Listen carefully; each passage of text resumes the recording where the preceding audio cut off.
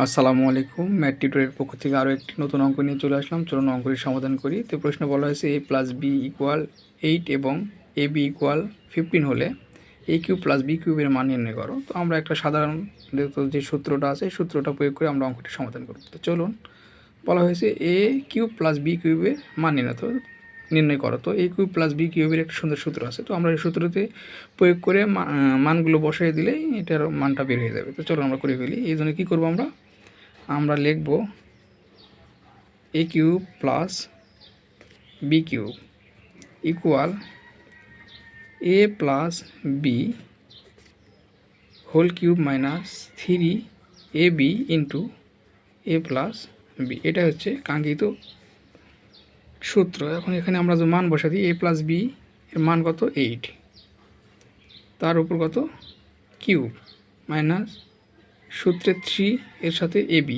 এর মান দেওয়া আছে 15, তারপরে এ প্লাস বি যেহেতু কোন অবস্থা আছে গুণটা দিয়ে দিলাম, এ প্লাস বি এর মান 8।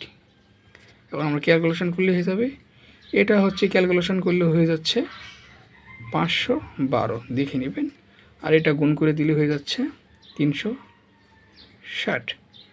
এখন যদি আমরা মাইনাস করে দিই তাহলে বের হবে 152, মানে 152। এটাই এ কিউব প্লাস বি কিউবের মান। আশা করি আপনারা বুঝতে পারছেন। ধন্যবাদ সবাইকে।